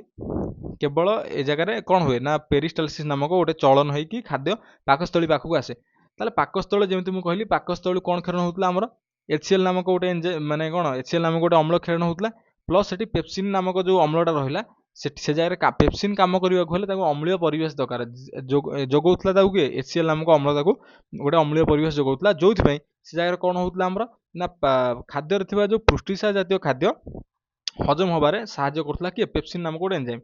ସେଇଟା ଲେଖା ହେଇଛି କ'ଣ ପାକସ୍ଥଳୀ କାନ୍ଥରେ ଥିବା ପେଶୀ ଗୁଡ଼ିକର ବାରମ୍ବାର ସଂକୋଚନ ଓ ପ୍ରସାରଣ ଫଳରେ ଖାଦ୍ୟପିଣ୍ଡର ବଡ଼ ବଡ଼ ଗୁଣ୍ଡ ଗୁଡ଼ିକ କ'ଣ ହେଲା ଭାଙ୍ଗି ଭାଙ୍ଗି ସୂକ୍ଷ୍ମ ଖଣ୍ଡରେ ପରିଣତ ହେଇଗଲା। ଠିକ୍ ଅଛି ଖାଦ୍ୟଟା ସୂକ୍ଷ୍ମ ହେଇଗଲା ଦେନ୍ କ'ଣ ହେଲା ନା ଗ୍ୟାଷ୍ଟ୍ରିକ୍ ଜୁସ୍ ଯେଉଁ ମିଶିଗଲା ପାଚକ ରସଟା ମୁଁ କ'ଣ କହିଥିଲି ପାଚକ ରସଟା HCl କହିଥିଲି କି ନାହିଁ ଗ୍ୟାଷ୍ଟ୍ରିକ୍ ଜୁସ୍ଟା ଯେତେବେଳେ ଖାଦ୍ୟରେ ମିଶିଗଲା ଖାଦ୍ୟରେ ମିଶିଲା ଫଳରେ ତାହେଲେ କ'ଣ ହେଲା ଖାଦ୍ୟରେ ମିଶିବା ଫଳରେ ତାହାକୁ ତରଳ ମଣ୍ଡ ବା ଚାଇମ୍ରେ ପରିଣତ କଲା। ତାହେଲେ ବୋଲସରେ ଗୋଟେ ଜିନିଷ ଆମର ଗୋଟେ ଟର୍ମ ଅଛି ଆମ ବହିରେ କ'ଣ ବୋଲସ୍ ଠିକ୍ ଅଛି ବୋଲସଟା କେମିତି ହେଲା ଆମର ବୋଲସ୍ କେମିତି ହେଲା ଯେତେବେଳେ ଟାଇଲିନ୍ ମିଶିଲା ଫୁଡ୍ ସହିତ ବା ଖାଦ୍ୟ ସହିତ ଟାଇଲିନ୍ ଯେତେବେଳେ ମିଶିଲା ଲାଳ ମିଶିଲା ତାକୁ ବୋଲସ୍ କୁହାହେଲା। ବୋଲସ୍ କ'ଣ କଲା ପୁଣି ଯେତେବେଳେ HCl ଯେତେବେଳେ ମିଶିଗଲା କାହା ସହିତ ବୋଲସ୍ ସହିତ ଯେତେବେଳେ HCl ମିଶିଗଲା ପାଚକ ରସ ମିଶିଗଲା ଏ ଜାଗାରେ କିଏ ମିଶିଲା ନା ପାଚକ ରସ ମିଶିବା ପରେ ଇଏ କ'ଣ କଲେ ନା କାଇମ୍ରେ ପରିଣତ ହେଇଗଲା। ଠିକ୍ ଅଛି କାଇମ୍ ତାହେଲେ ବୋଲସ୍ କହିଲେ ଆମେ କ'ଣ ବୁଝିଲେ ନା ଯେତେବେଳେ ଖାଦ୍ୟରେ ଯେତେବେଳେ ଲାଳ ମିଶିବ ଲାଳ ମିଶିଲା ପରେ ଯେଉଁ ମଣ୍ଡ ହେବ ସେଇ ମଣ୍ଡଟାକୁ ଆମେ କ'ଣ କହୁ ଖାଦ୍ୟ ମଣ୍ଡଟାକୁ କ'ଣ କହୁ ନା ବୋଲସ୍ ବୋଲି କହିଥାଉ। ବୋଲସ୍ରେ ଯେତେବେଳେ ପାଚକ ରସ ମିଶିଗଲା କେଉଁଠି ପାକସ୍ଥଳୀରେ ସେଇ ଖାଦ୍ୟଟାକୁ ଆମେ କ'ଣ କଲୁ ନା କାଇମ୍ ବୋଲି କହିଥାଉ। ତାହେଲେ ଯେତେବେଳେ କାଇମ୍ରେ ପରିଣତ ହେଲା ସେଇ କାଇମ୍ରେ ପାକସ୍ଥଳରେ ଥିବା ଆମର କ'ଣ ପେପ୍ସିନ୍ ଆଉ ଲାଇପେଜ୍ ନାମକ ଏଞ୍ଜାଇମ୍ ପେପ୍ସିନ୍ ଆଉ ଲାଇପେଜ୍ ନାମକ ଏଞ୍ଜାଇମ୍ ସେ କାଇମ୍ରେ ଯେତେବେଳେ ମିଶିବେ ସକ୍ରିୟ ହୋଇକି ସେ କ'ଣ କରିବେ ନା ପ୍ରୋଟିନ୍ ଜାତୀୟ ଖାଦ୍ୟକୁ ପେପ୍ସିନ୍ କ'ଣ କରିବ ନା ପ୍ରୋଟିନ୍ ଜାତୀୟ ଖାଦ୍ୟକୁ ଦେଖିପାରୁଥିବ ଏଇଠି ପୃଷ୍ଟିସାର ଜାତୀୟ ଖାଦ୍ୟ କ'ଣ ହେଇଛି ନା ପେପ୍ସିନ୍ ଯେତେବେଳେ କାମ କରିଛି ଯେତେବେଳେ ପୃଷ୍ଟିସାର ଜାତୀୟ ଖାଦ୍ୟ କେଉଁଥିରେ ପରିଣତ ହୋଇଛି ପ୍ରୋଟିଓଜେସ୍ରେ ପରିଣତ ହୋଇଛି ପ୍ଲସ୍ ପେପ୍ଟୋନ୍ରେ ପରିଣତ ହୋଇଛି। ଠିକ୍ ଅଛି ସେଟା କେଉଁଠି ଫିର୍ ବି ଅମ୍ଳୀୟ ପରିବେଶରେ ପରିଣତ ହୋଇଛି କେବଳ ଅମ୍ଳୀୟ ପରିବେଶରେ କିଏ କାମ କରେ ପେପ୍ସିନ୍ଟା କେବଳ ଅମ୍ଳୀୟ ପରିବେଶରେ କାମ କରେ ଯାହାକୁ HCl ପେପ୍ସିନ୍କୁ ଆକ୍ଟିଭ୍ କରିବାରେ କିଏ ସାହାଯ୍ୟ କରେ ନା ହାଇଡ୍ରୋକ୍ଲୋରିକ୍ ଏସିଡ୍ଟା ସାହାଯ୍ୟ କରେ। ଦେନ୍ କ'ଣ ହେଇଛି ଯେଉଁ ଲାଇପେଜ୍ ରହିଲା କିଛି ପରିମାଣର ଲାଇପେଜ୍ ରହିଲା ସେ ଲାଇପେଜ୍ କ'ଣ କରେ ନା ସ୍ନେହସାର ଜାତୀୟ ଖାଦ୍ୟକୁ ହଜମ କରିବାରେ ସାହାଯ୍ୟ କରେ ଯାହାକି ପରେ କ'ଣ ହୁଏ ନା ଫ୍ୟାଟି ଏସିଡ୍ରେ ପରିଣତ ହୁଏ ପ୍ଲସ୍ ଗ୍ଲିସେରଲ୍ରେ ପରିଣତ ହୋଇଥାଏ। ତାହେଲେ ଏବେ ଦେଖିବା କ'ଣ ଗ୍ରହଣୀ ଦେଖିବା ଗ୍ରହଣୀ ଯେଉଁଟାକି କ'ଣ ନା ଗୋଟେ ପାଥ୍ ଗୋଟେ ସେ ପାଥ୍ରେ କ'ଣ ହୁଏ ନା ବାଇଲ୍ ଜୁସ୍ ପ୍ଲସ୍ ଆମର ଯେଉଁ ରହିଲା କ'ଣ ଅଗ୍ନାଶୟରୁ ଯେଉଁ ପାନକ୍ରିଆଟିକ୍ ଜୁସ୍ ହେଲା ସେଟା ଆସି କେଉଁଠି ମିଶେ ନା ଖାଦ୍ୟ ସହିତ ମିଶେ। ତାହେଲେ ସେ ପୋର୍ସନଟା କେଉଁଠି ଥିଲା ଆମର ଗ୍ରହଣୀ ପାଖରେ ଆସି ଦୁଇଟା ଡକ୍ଟ ତାର ବା କ'ଣ ନଳୀ ଦୁଇଟା ମିଶିଥାନ୍ତି ଆସି ଯକୃତରୁ ପ୍ଲସ୍ ଅଗ୍ନାଶୟରୁ। ତାହେଲେ ସେଟା ଲେଖିଛି କ'ଣ କ୍ଷୁଦ୍ରାନ୍ତରର ଗ୍ରହଣୀଠାରେ କ'ଣ ହୁଏ ନା ଯକୃତରୁ କ୍ଷରିତ ପିତ୍ତରସ ଯେମିତି ମୁଁ କହିଲି ପିତ୍ତରସ ପ୍ଲସ୍ ଅଗ୍ନାଶୟରୁ କ୍ଷରିତ ଅଗ୍ନାଶୟ ରସ ବା ପ୍ୟାନକ୍ରିଆଟିକ୍ ଜୁସ୍ ଯଥାକ୍ରମେ କେଉଁଠି ମିଶିଲା ଆସି ଖାଦ୍ୟରେ ଆସି ମିଶିଲେ। ତାହେଲେ ଖାଦ୍ୟରେ ଆସି ମିଶିଲା ପରେ କ'ଣ ହେଲା ବାଇଲ୍ ଜୁସ୍ରେ କୌଣସି ପ୍ରକାର ଏଞ୍ଜାଇମ୍ ନଥାଏ ବାଇଲ୍ ଜୁସ୍ ପିତ୍ତରସ ଯେଉଁଟା ଯକୃତରୁ କ୍ଷରଣ ହେଉଛି ସେଠି କୌଣସି ପ୍ରକାର ଏଞ୍ଜାଇମ୍ ନଥାଏ ସେଇ ତାହେଲେ ସେ ପିତ୍ତରସ ତାହେଲେ କ'ଣ କରେ ପିତ୍ତରସ ବା ପିତ୍ତ ଲବଣ ସେଟା କ'ଣ କରେ ଗୋଟେ କାମ କରିଥିଲା ନା ପିତ୍ତରସ କ'ଣ କରୁଥିଲା ପ୍ରଶମନୀକରଣ କରୁଥିଲା କାହାକୁ HClକୁ ବା ହାଇଡ୍ରୋକ୍ଲୋରିକ୍ ଏସିଡ୍କୁ ଏଠି ଦେଖିପାରୁଥିବ ହାଇଡ୍ରୋକ୍ଲୋରିକ୍ ଏସିଡ୍କୁ ଏଇ ଯେଉଁ ଲେଖିଥିଲେ ଏଇଠି ପ୍ରଶମନୀକରଣ କରୁଥିଲା କି ନାହିଁ ହାଇଡ୍ରୋକ୍ଲୋରିକ୍ ଏସିଡ୍ କ'ଣ ପାଇଁ ନା ଟିକେ କ୍ଷାରୀୟ ପ୍ରବୃତ୍ତିର ତେଣୁକରି ଆମର ଯେଉଁ ଅମ୍ଳ କ୍ଷାର ମାନେ କ'ଣ ରିଆକ୍ସନ୍ କରି କ'ଣ କରୁଥିଲା ସେଇଠି ପ୍ରଶମନୀକରଣ କରୁଥିଲା କାହାକୁ HClକୁ ପ୍ରଶମନୀକରଣ କରୁଥିଲା। ତେଣୁକରି ଖାଦ୍ୟ କ'ଣ ଇଏ ପ୍ରଥମେ ତାର କାମ କ'ଣ ହେଲା ନା ଖାଦ୍ୟର ଅମ୍ଳତା ଦୂର କରେ ପ୍ଲସ୍ କ'ଣ କରେ ଓ ସ୍ନେହସାରର ଜାତୀୟ ଖାଦ୍ୟର ଅବଦ୍ରବୀକରଣ ବା ଇମ୍ଲିସିଫିକେସନ୍ ଏଇଠି ଷ୍ଟାର୍ଟ ହୋଇଥାଏ। ଅବଦ୍ରବୀକରଣଟା କେଉଁଠି ଷ୍ଟାର୍ଟ ହେବ ଆମର ନା ସ୍ନେହସାର ଜାତୀୟ ଖାଦ୍ୟର ଅବଦ୍ରବୀକରଣଟା ଏ ଯକୃତରୁ କ୍ଷରିତ ବାଇଲ୍ ଜୁସ୍ ଦ୍ୱାରା ଆମର ହୋଇଥାଏ। ତାହେଲେ ଏଇଠି ଦେଖିବା ତ ସ୍ନେହସାରର କ'ଣ ହେଇଛି ଅବଦ୍ରବୀକରଣ ହେଇଛି କାହା ଦ୍ୱାରା ନା ପିତ୍ତ ଲବଣ ଦ୍ୱାରା ଅବଦ୍ରବୀକରଣ ଏ ଜାଗାରେ ହେଇଛି। ଅବଦ୍ରବୀକରଣ ହେଇଯିବା ପରେ କ'ଣ ହେଇଛି ସେଇଟା ନା ଅବଦ୍ରବୀକୃତ ସ୍ନେହସାରରେ ପରିଣତ ହୋଇଛି। ତାହେଲେ କ'ଣ ଲେଖିଛି ନା ଅଗ୍ନାଶୟରେ ଥିବା ବିଭିନ୍ନ ପ୍ରକାର ଏଞ୍ଜାଇମ୍ ଦ୍ୱାରା ଗ୍ରହଣୀର ନିମ୍ନ ଖାଦ୍ୟ ହଜମ ହୋଇଥାଏ। ତାହେଲେ ଆମର ଯେଉଁ କହିଲୁ କି ଆମର ଅଗ୍ନାଶୟରୁ ତିନି ପ୍ରକାର ଏଞ୍ଜାଇମ୍ କ୍ଷରଣ ହେଉଥିଲା ଗୋଟେ କ'ଣ ମାଲ୍ଟୋସ୍ ଥିଲା ଗୋଟେ ଯେଉଁ ପେପ୍ଟୋସ୍ ଥିଲା ଆଉ ଗୋଟେ କ'ଣ ଥିଲା ଏଇଠି ଆମର ମାଲ୍ଟୋଜ ଟିକେ ମାନେ ସ୍ପେସ୍ରେ ମୁଁ ରଙ୍ଗ କହିଦେଉଛି, ଠିକ୍ ଅଛି, ତାକୁ ଇଗ୍ନୋର କରିବ। ଗୋଟେ ଆମର କ'ଣ ଆମାଇଲେଜ୍ ଥିଲା କ୍ଷରଣ ହେଉଥିଲା, ଦେନ୍ କ'ଣ ହେଉଥିଲା ନା ପ୍ରୋଟିଏଜ୍ ଗୋଟେ କ୍ଷରଣ ହେଉଥିଲା, ଆଉ ଗୋଟେ କ'ଣ ନା ଲାଇପେଜ୍ କ୍ଷରଣ ହେଉଥିଲା।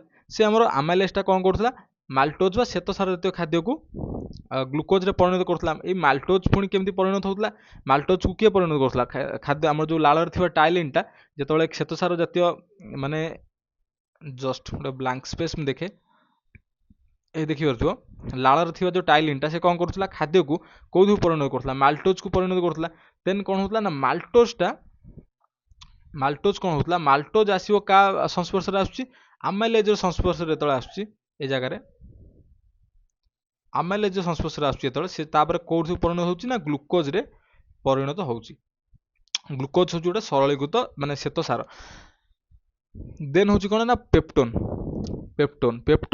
ମାନେ କ'ଣ କରୁଛନ୍ତି, ପେପ୍ଟୋନ୍ ସହିତ ଯେତେବେଳେ ମିଶି ଯାଉଛି କିଏ ପ୍ରୋଟିଏଜ୍, ଯେତେବେଳେ ପେପ୍ଟୋନ୍ ଯେତେବେଳେ ଜାଣିନ ପେପ୍ଟୋନ୍ ଆମର ତିଆରି ହେଇଯାଇଛି, ପେପ୍ଟୋନ୍ ତିଆରି ହେବା ବେଳେ ପେପ୍ଟୋନ୍ଟା କେଉଁଠି, ତା ପେପ୍ଟୋନ୍ଟା ମାନେ ପୃଷ୍ଟିସାରକୁ এটা ହଜମ କରୁଛି କିଏ, ପୃଷ୍ଟିସାର ହଜମ କରୁଛି। ପୃଷ୍ଟିସାରକୁ ହଜମ କରିବା ଷ୍ଟାର୍ଟ ଆମର କେଉଁଠି ହେଲା ନା ପାକସ୍ଥଳୀରୁ ଷ୍ଟାର୍ଟ ହେଲା। ପାକସ୍ଥଳୀ ଆମର ଯେଉଁ ଅଛି ପେପ୍ସିନ୍ ଅଛି, ପେପ୍ସିନ୍ଟା କ'ଣ କଲା ନା ଖାଦ୍ୟ ସହିତ ଯେତେବେଳେ ମିଶିଲା, ଯେତେବେଳେ ଖାଦ୍ୟ ସହିତ କିଏ ମିଶିଲା ନା ପେପ୍ସିନ୍ ମିଶିଲା, ପେପ୍ସିନ୍ ମିଶିକି ତାକୁ କ'ଣ ତିଆରି କଲା, ପେପ୍ଟୋନ୍ରେ ପରିଣତ କରିଦେଲା। ଦେନ୍ ଏଇ ପେପ୍ଟୋନ୍ଟା କ'ଣ ହେଉଛି, ଯେତେବେଳେ ପ୍ରୋଟିଏଜ୍ର ସଂସ୍ପର୍ଶରେ ଆସିଗଲା, ପେପ୍ଟୋନ୍ଟା କାହା ସଂସ୍ପର୍ଶରେ ନା ପ୍ରୋଟିଏଜ୍ ସଂସ୍ପର୍ଶରେ ଆସିଗଲା, ସିଏ ପରେ କେଉଁଥିକୁ ପରିଣତ ହେଉଛି ନା ଆମିନୋ ଏସିଡ୍କୁ ପରିଣତ ହେଉଛି। କ'ଣ ପାଇଁ ନା ଆମିନୋ ଏସିଡ୍ର ଶୃଙ୍ଖଳରେ ଆମର କିଏ ତିଆରି, ଆମର ଯେହେତୁ ଆମିନୋ ଏସିଡ୍ର ଶୃଙ୍ଖଳରେ ପୃଷ୍ଟିସାରଟା ତିଆରି ହେଇଛି, ତେଣୁକରି ଯେତେବେଳେ ଆମିନୋ ଏସିଡ୍ର ମାନେ ଆମିନୋ ଏସିଡ୍ ହେଉଛି କ'ଣ, ତାହେଲେ ପୃଷ୍ଟିସାରର ଗୋଟେ ସରଳୀକୃତ ଜିନିଷ, ତେଣୁକରି ଏହାକୁ ଆମ ଶରୀରଟା ଅବଶୋଷଣ କରିପାରିବ ଶେଷକୁ। ତେଣୁକରି ଏଇଟା ପ୍ରୋଟିଏଜ୍ଟା ଏମିନୋ ଏସିଡ୍କୁ ପରିଣତ କଲା, କାହାକୁ, ପ୍ରୋଟିନ୍ ଜାତୀୟ ଖାଦ୍ୟ ବା ପେପ୍ଟୋନ୍କୁ ପରିଣତ କଲା। ଦେନ୍ କ'ଣ ହେଇଛି ନା ଲାଇପେଜ୍, ଠିକ୍ ଅଛି, ଲାଇପେଜ୍ କ'ଣ କଲା, ସ୍ନେହସାରକୁ ହଜମ କରିବ। ତାହେଲେ ସ୍ନେହସାର ହଜମ ପ୍ରଥମେ ଅଳ୍ପ ପରିମାଣ କେଉଁଠି ଷ୍ଟାର୍ଟ ହେଇଥିଲା, ଆମର ପାକସ୍ଥଳେ ଯେଉଁ କ୍ଷରଣ ହେଉଥିଲା, ଲାଇପେଜ୍ କ୍ଷରଣ ହେଉଥିଲା। ତାହେଲେ ସେତେବେଳେ ଇମ୍ଲିସିଫିକେସନ୍ ହେଇଗଲା କାହାର, ସ୍ନେହସାରର କେଉଁଠି, ଆମର ଯେଉଁ ବାଇଲ୍ ଜୁସ୍ ଦ୍ୱାରା। ତାପରେ କ'ଣ ହେଲା ନା ସେଇ ଲାଇପେଜ୍ଟା ତାକୁ କ'ଣ କରିଛି ନା ଫ୍ୟାଟି ଏସିଡ୍ରେ ପରିଣତ କରିଛି ବା ଗ୍ଲିସେରଲ୍ରେ ତାକୁ ପରିଣତ କରିଛି। ଏଇଟା ଥିଲା କ'ଣ ଆମର ମାନେ କହିବାକୁ ଗଲେ ମୋଟାମୋଟି ଉପରେ ଏଇଟା ଥିଲା, ଏଇ ପ୍ରୋସେସଟା ଥିଲା ଆମର କ'ଣ ହଜମ ଯେଉଁ ଆମର ଅଛି ପାକ ଗ୍ରନ୍ଥି ଉପରେ, ଏଇଟା ଟୋଟାଲ୍ ଉପରେ ଏଇ ଗୋଟେ ପ୍ରକାର ପ୍ରୋସେସଟା ଥିଲା। ତାହେଲେ ବର୍ତ୍ତମାନ ଦେଖିବା କ'ଣ ଜେଜୁନମ ଆଉ ଇଲିୟମ୍ ବିଷୟରେ ଦେଖିବା। ଆଉ ଯେଉଁ ଜେଜୁନମ ଇଲିୟମ୍ କ'ଣ କରନ୍ତି ଏ ଜାଗାରେ ନା ଏହି ସ୍ଥାନରେ ସମସ୍ତ ଖାଦ୍ୟର ହଜମ ପ୍ରକ୍ରିୟା ସମ୍ପାଦିତ ହୋଇଥାଏ। ଏଇଟା ହେଉଛି କ'ଣ ଲାଷ୍ଟ, ଏଇଟା ଲାଷ୍ଟ ଜାଗା, ଏଇଟା ସମସ୍ତ ପ୍ରକାର ଖାଦ୍ୟର ହଜମ ପ୍ରକ୍ରିୟା ସମ୍ପାଦିତ ହୋଇଗଲା। ଜେଜୁନମ ଇଲିୟମରୁ କ୍ଷରିତ ଆନ୍ତରିକ ରସ ବା ଇଣ୍ଟେଷ୍ଟାଇନାଲ ଜୁସ୍ ଏ ଜାଗାରେ କ'ଣ କରେ ନା ଏନଜାଇମ୍ ହଜମ ହୋଇନଥିବା ଅବଶିଷ୍ଟ ଖାଦ୍ୟ ଗୁଡ଼ିକ ସମ୍ପୂର୍ଣ୍ଣ ହଜମ ହୋଇଥାନ୍ତି। ଯଦି ଏନଜାଇମ୍ ଦ୍ୱାରା କୌଣସି ପ୍ରକାର ଖାଦ୍ୟର ହଜମ ହେଇନି, ପୂର୍ବରୁ କମ୍ ହଜମ ହେଇଛି, ଏଇ ଜାଗାରେ ଆସି ତାର ସମ୍ପୂର୍ଣ୍ଣ ପ୍ରକାର ହଜମ ହେଇଯିବ। ଯାହାର ପ୍ରକ୍ରିୟାଟା ତଳେ ଲେଖା ହେଇଛି କ'ଣ ନା ଅବଶିଷ୍ଟ ମାଲ୍ଟୋଜ କ'ଣ କଲା ବା ଶ୍ଵେତସାର ଜାତୀୟ ଖାଦ୍ୟ, ଏଠି ଯେଉଁ ଆମାଇଲେଜ୍ ରହିଛି, ଆନ୍ତରିକ ଆମାଇଲେଜ୍ ରହିଛି, ଯେଉଁଟାକି କ'ଣ କରେ ନା ସେ ଗ୍ଲୁକୋଜରେ ତାକୁ ପରିଣତ କରିଦେଲା। କିନ୍ତୁ ଉପରେ ବି ଯେମିତି ଦେଖିଲେ ଆମେ କ'ଣ ମାଲ୍ଟୋଜକୁ କିଏ ପରିଣତ କରୁଛି ନା ଅଗ୍ନାଶୟ ଆମାଇଲେଜ୍, ସେମିତି ଏଠି ଯେଉଁ ଆମାଇଲେଜ୍ଟା କ୍ଷରଣ ହେଉଛି, ଆନ୍ତରିକ ଆମାଇଲେଜ୍ଟା ସେ ସେମିତି ଗ୍ଲୁକୋଜକୁ ପରିଣତ କରୁଛି କାହାକୁ, ଯେଉଁ ଶ୍ଵେତସାର ଜାତୀୟ ଖାଦ୍ୟକୁ।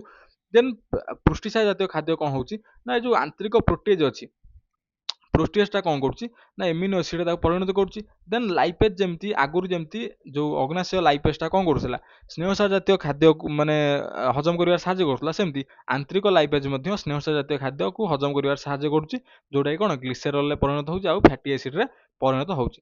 ତାହେଲେ ବୃହତନ୍ତ୍ର ବିଷୟରେ ଦେଖିବା କ'ଣ ନା ବୃହତନ୍ତ୍ର ହେଉଛି କ'ଣ ନା ଖାଦ୍ୟ ବୃହତନ୍ତ୍ରରେ ପହଞ୍ଚିଲା ବେଳକୁ ଏହା ଅଲରେଡି ମାନେ କ'ଣ ହେବ ନା ସରଳୀକୃତ ଖାଦ୍ୟରେ କ'ଣ ପରିଣତ ହୋଇଯାଇଥାଏ। ତାହେଲେ ପ୍ରଶ୍ନ ଆସୁଛି ଏଇଠି କ'ଣ ନା ତମମାନଙ୍କୁ ଯେ ପଚାରିବ କି ବୃହତନ୍ତ୍ରରେ ଖାଦ୍ୟର ହଜମ ହୁଏ କି ନାହିଁ, ତମମାନେ କ'ଣ କହିବ, ପୂର୍ବରୁ ଅଲରେଡି ହଜମ ହୋଇଯାଇଛି, ଏ ଜାଗାରେ କୌଣସି ପ୍ରକାରର ହଜମ କ୍ରିୟା ହୁଏ ନାହିଁ। ତାହେଲେ ପାକତନ୍ତ୍ରର କେଉଁ କେଉଁ ଜାଗାରେ ହଜମ କ୍ରିୟା ସମ୍ପାଦିତ ହୁଏନି, ମାନେ ଆମର ଖାଦ୍ୟ ନଳୀ, ଆଉ କେଉଁ ଜାଗା ନା ବୃହତନ୍ତ୍ରରେ କୌଣସି ପ୍ରକାର ଖାଦ୍ୟର ହଜମ ହୁଏ ନାହିଁ। ତାହେଲେ ସେଇଥିପାଇଁ ଏଠି ଲେଖା ହେଇଛି କ'ଣ ନା ଏଠି କୌଣସି ପ୍ରକାର ଖାଦ୍ୟର ହଜମ ହୁଏ ନାହିଁ। ଦେନ୍ ଲେଖା ହେଇଛି କ'ଣ ଅବଶୋଷଣ ବିଷୟରେ ପଢ଼ିବା। ତାହେଲେ ଅବଶୋଷଣ, ତାହେଲେ ଖାଦ୍ୟ ସରଳୀକୃତ ଖାଦ୍ୟକୁ ତିଆରି ହେଇଗଲା, ବର୍ତ୍ତମାନ ଆମ ବଡି କେମିତି ତାକୁ ୟୁଟିଲାଇଜ୍ କରିବ। ସମସ୍ତ ସରଳୀକୃତ ଖାଦ୍ୟ, ଭିଟାମିନ୍, ଧାତ, ଲବଣ, ଜଳ ଇତ୍ୟାଦି ଆହାର ନଳୀ କାନ୍ଥ ବାଟ ଦେଇ କୋଉଠି ପ୍ରବେଶ କରିଗଲେ, ରକ୍ତ ମଧ୍ୟକୁ ପ୍ରବେଶ କରିଗଲେ, ଯୋଉଟା ଆମେ ପ୍ରଥମରୁ କହିଲେ କି ଏମାନେ ଛୋଟ ଛୋଟ ପାର୍ଟିକଲକୁ ମାନେ କନଭର୍ଟ ହବା ଦରକାର ନାହିଁ। କ'ଣ ପାଇଁ? ଏମାନେ ଅଲରେଡି ବହୁତ ଛୋଟ ଛୋଟ ପାର୍ଟିକଲ, ଏମାନଙ୍କର ଅବଶୋଷଣ ହେଇଯାଏ। ତେଣୁକରି କେବଳ କାହାର ଅବଶୋଷଣ କଷ୍ଟ ହୁଏ, ଶ୍ଵେତସାର, ପୃଷ୍ଟିସାର, ସ୍ନେହସାର, ସେଇଥିପାଇଁ ଏମାନଙ୍କୁ ମାନେ କ'ଣ ଭାଙ୍ଗିବାକୁ ପଡ଼ିଥାଏ ଆମକୁ, ବା ସରଳୀକୃତ କରିବାକୁ ପଡ଼ିଥାଏ। ତେଣୁକରି ସେହିପରି ଭାବରେ ପାକସ୍ଥଳୀରେ ଆପ୍ରୋପ୍ରିନ୍ ପରି ଔଷଧ, ସୁରାସାର ଇତ୍ୟାଦିର ଅବଶୋଷଣ ହୋଇଥାଏ। ତାହେଲେ ଦେଖିବା, ବର୍ତ୍ତମାନ ଦେଖିବା ଆମେ କ'ଣ ନା ଆତ୍ମୀକରଣ ବିଷୟରେ ଦେଖିବା। ତାହେଲେ ଆତ୍ମୀକରଣ କ'ଣ ନା ଅବଶୋଷଣ ପରେ ଖାଦ୍ୟ ରକ୍ତ ଦ୍ୱାରା ବାହିତ ହୋଇ, ମୁଁ ଯେମିତି କହିଲି ରକ୍ତ କ'ଣ କରେ ଆମର ଖାଦ୍ୟ କେମିତି କ'ଣ ପହଞ୍ଚି ଯାଇ, ଖାଦ୍ୟର ଯେଉଁ ଆମର ଯେଉଁ ସରଳୀକୃତ ଖାଦ୍ୟଟା କେମିତି କ'ଣ ଯାଇ ପହଞ୍ଚେ ଅନ୍ୟ ଅଙ୍ଗିକା ପାଖରେ ବା କୋଷ ପାଖରେ, ରକ୍ତ ଦ୍ୱାରା ପହଞ୍ଚେ। କ'ଣ ପାଇଁ ନା ରକ୍ତ ହିଁ ଆମର ଶରୀରରେ ମାନେ ସବୁଆଡ଼କୁ ରକ୍ତ ହିଁ ପ୍ରବାହିତ କରୁଛି। ଠିକ୍ ଅଛି, ଖାଦ୍ୟ ନିଜେ ନିଜେ ପଳେଇବ ନା, ରକ୍ତ ଦ୍ୱାରା ମିଶି ହିଁ ଯିବ। ତେଣୁକରି କ'ଣ ହେଲା, ଅବଶୋଷଣ ପରେ ଖାଦ୍ୟ ରକ୍ତ ଦ୍ୱାରା ବାହିତ ହୋଇ ଶରୀରର ବିଭିନ୍ନ ଅଂଶକୁ ରହିଥିବା କୋଷ ନିକଟରେ ପହଞ୍ଚେ। ଦେନ୍ କ'ଣ ହୁଏ ନା ଏଇ ଜାଗାରେ କ'ଣ ହୁଏ ନା ଶକ୍ତି ମୋଚନ ସହିତ ଅନ୍ୟ କାର୍ଯ୍ୟରେ ବିନିଯୋଗ ହୋଇଥାଏ। ତାହେଲେ ମଳତ୍ୟାଗ ବିଷୟରେ ଦେଖିବା ଆମେ କ'ଣ ନା ଆମେ ଯେଉଁ ଅବଶିଷ୍ଟ ଖାଦ୍ୟ ରହିଲା, ଖାଦ୍ୟର ଯେଉଁ ଆତ୍ମୀକରଣ ବା ସବୁ ମାନେ କାର୍ଯ୍ୟ ସରିଲା ପରେ, ୟୁଟିଲାଇଜ ହେଇଲା ପରେ ଯେଉଁ ଅବଶିଷ୍ଟ ଖାଦ୍ୟ ରହିଲା, ତାହା କ'ଣ ହେବ ନା ଆମର ଯେଉଁ ମଳଦ୍ୱାର ଅଛି, ମଳଦ୍ୱାର ଦେଇ କ'ଣ ହେବ ନା ମଳତ୍ୟାଗ ବୋଲି ପ୍ରୋସେସ ଗୋଟେ ଆମର ହୁଏ। କ'ଣ ନା ତାକୁ କ'ଣ କୁହାଯାଏ, ମଳତ୍ୟାଗ ବୋଲି କୁହାଯାଏ, ବା ଲାଟ୍ରିନ୍ ଯାହାକୁ କହିବ, ଯେମିତି ଲାଟ୍ରିନ୍ ବା ଦୁଇ। ଠିକ୍ ଅଛି, ସେଇ ପ୍ରୋସେସଟା ଆମର ହୋଇଥାଏ ବଡ଼ିରେ। ଏକାକାଳୀନ ନିମ୍ନଲିଖିତ ଘଟଣା ଦ୍ୱାରା ମଳ ନିଷ୍କାସନ ହୋଇଥାଏ। ପ୍ରଥମଟି କ'ଣ ନା ମଳ ଦ୍ୱାରା ଚାରିପଟେ ରହିଥିବା ସଂକୋଚନ ପେଶୀର ଶିଥିଳନ ବା ସଂକୋଚନ ହେଉଛି ଏଇଟା ସଂକୋଚନ, ଏଇଟା ହେଉଛି ଶିଥିଳନ। ତାହେଲେ ଏଇ ଯେଉଁ ପେଶୀ ଗୁଡ଼ିକ ରହିଛି ମଳଦ୍ୱାର ଚାରିପଟେ, ତାହେଲେ ଏହାର କ'ଣ ହେଲା, ଶିଥିଳନ ହେଲା। ଶିଥିଳନ ପରେ ମଳାଶୟ ପେଶୀର ସଂକୋଚନ, ପୁଣି ଥରେ ସଂକୋଚନ ହେବ, ଯାହାଦ୍ୱାରା କ'ଣ ହେବ, ଯେମିତି ଖାଦ୍ୟ ନଳୀର ଶିଥିଳନ ସଂକୋଚନ ଫଳରେ ପାକସ୍ଥଳୀକୁ ଆସି ପ୍ରବେଶ କରୁଥିଲା, ସେମିତି ମଳାଶୟର ସଂକୋଚନ ଶିଥିଳନ ଫଳରେ ଅବଶିଷ୍ଟ ଯେଉଁ ଖାଦ୍ୟ ରହିଲା ସିଏ ବି କ'ଣ କରିବ, ଏମିତି ଧୀରେ ଧୀରେ ଚେଷ୍ଟା କରିବ କୋଉଠି, ବାହାରକୁ ଆସିବା ପାଇଁ ଚେଷ୍ଟା କରିବ। ମଳାଶୟ ପେଶୀର ସଂକୋଚନ, ତାର ମଳାଶୟ ପେଶୀର ପୁଣି ସଂକୋଚନ ହେଲା। ଉଦର ପେଶୀ ଓ ମଧ୍ୟଚ୍ଛଦାର ସଂକୋଚନ ସହିତ ସାମୟିକ ଶ୍ୱାସ ବିରାମ। ଠିକ୍ ଅଛି, ଉଦର ପେଶୀ ବା ମଧ୍ୟଚ୍ଛଦାର ସଂକୋଚନ। ଉଦର ପେଶୀ ମାନେ ଆମ ଯେଉଁ ପେଟ ଅଛି, ପେଟର ଯେଉଁ ପେଶୀ ରହିଛି ବା ଯେଉଁ ଉପର ଯେଉଁ ଆମର ମାଂସ ରହିଛି, ସେଟା କ'ଣ ହେବ, ସଂକୋଚନ ହେବ। ପ୍ଲସ୍ ମଧ୍ୟଚ୍ଛଦାର ସଂକୋଚନ। ମଧ୍ୟଚ୍ଛଦା କୋଉଠି ଜାଣିଛ ନା, ମଧ୍ୟଚ୍ଛଦା ଏଇଠି ଆମର ଅଛି, ଏଇ ଯେଉଁ ଜାଗାଟା, ଏଇଠି ଯେଉଁ ଗୋଟେ ଅଛି ଉପାସ୍ଥି ଅଛି, ତାକୁ କ'ଣ କୁହାଯାଏ ନା ମଧ୍ୟଚ୍ଛଦା ବୋଲି କୁହାଯାଏ। ଏଇଟାକୁ ଆଗକୁ ପଢ଼ିବ ଶୋଷଣ ଚାପ୍ଟରରେ, ଏଇଟା ମଧ୍ୟଚ୍ଛଦା ବିଷୟରେ ଅଧିକ ଜାଣିବା ଆମେ। ଠିକ୍ ଅଛି, ଏହାର ସଂକୋଚନ ଫଳରେ କ'ଣ ହେଲା ନା ଖାଦ୍ୟଟା ବାହାରକୁ ଆସିଲା। ଏଇଟା ଥିଲା କ'ଣ ଟୋଟାଲ ଆମର ପାକ ଗ୍ରନ୍ଥି ବିଷୟରେ ଥିଲା, ପ୍ଲସ୍ ପାକତନ୍ତ୍ର ବିଷୟରେ ଥିଲା। ଏହି ପ୍ରକାର ପ୍ରୋସେସରେ ଶରୀରରେ କ'ଣ ଆମର ହେଉଛି ନା ଆମର ପାକ କ୍ରିୟାଟା ସମ୍ପାଦିତ ହେଉଛି। ତାହେଲେ ଆଶା କରୁଛି ଆପଣମାନଙ୍କୁ ଭିଡ଼ିଓଟି ଭଲ ଲାଗିଥିବ। ଭିଡ଼ିଓରେ କିଛି ପ୍ରକାର ଯଦି ଡାଉଟ୍ ଅଛି, ତାହେଲେ ଆପଣମାନେ କ'ଣ କରିପାରିବେ, କମେଣ୍ଟରେ ଯେଉଁ ପିନ୍ ହେଇଛି ଆମର ଟେଲିଗ୍ରାମ ଗ୍ରୁପ୍ଟା ପିନ୍ ହେଇଛି, ସେଠି ଯାଇ ଜଏନ୍ କରି ଚାହିଁଲେ ଆପଣମାନେ ମୋତେ କଣ୍ଟାକ୍ଟ କରି ପର୍ସନାଲି ଡାଉଟ୍ ପଚାରିପାରିବେ। ପ୍ଲସ୍ ଆପଣମାନେ ଚାହିଁଲେ କମେଣ୍ଟ ବି କରିପାରିବେ। ଯଦି କ୍ଲାସ୍ଟି ଭଲ ଲାଗିଥିବେ, ଭଲ ଭଲ ରିଭ୍ୟୁ ଦେବେ କମେଣ୍ଟରେ। ଆଉ ଆମ ଚ୍ୟାନେଲକୁ ସବସ୍କ୍ରାଇବ୍ କରିବାକୁ ଜମା ଭୁଲିବେନି। ଆଉ ଆମର ଯେଉଁ ମହାବୀର ବ୍ୟାଚ୍ ରହିଛି, ଏଇଟା ପୋଷଣ ଚାପ୍ଟରର ଶେଷ କ୍ଲାସ୍, ଏଇଟା ମହାବୀର ଚାପ୍ଟର, ମହାବୀର ବ୍ୟାଚ୍ର। ଆଉ ମହାବୀର ବ୍ୟାଚ୍ଟା ଜଏନ୍ କରିବାକୁ ଆପଣମାନେ ସମସ୍ତେ ଚେଷ୍ଟା କରନ୍ତୁ।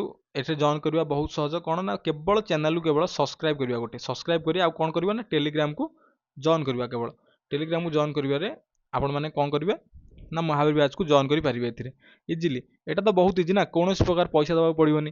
ଆପଣମାନେ ଚାହିଁଲେ ଏଇ କ୍ଲାସ୍ଟାକୁ ଆପଣମାନଙ୍କ ସାଙ୍ଗମାନଙ୍କ ସହିତ ସେୟାର କରିପାରିବେ। ତାହେଲେ କ୍ଲାସ୍ଟି ଭଲ ଲାଗିଥିଲେ ଭିଡ଼ିଓକୁ ନିଶ୍ଚିତ ଲାଇକ୍ କରିବେ, ଆଉ ଏଇଭଳିଆ ଇନଫର୍ମେଟିଭ୍ ଭିଡ଼ିଓ ଦେଖିବା ପାଇଁ ଆମ ଚ୍ୟାନେଲକୁ ସବସ୍କ୍ରାଇବ୍ଟେ କରିବେ। ତାହେଲେ ଆଜି ପାଇଁ ଏତିକି, ରହୁଛି। ଜୟ ଜଗନ୍ନାଥ।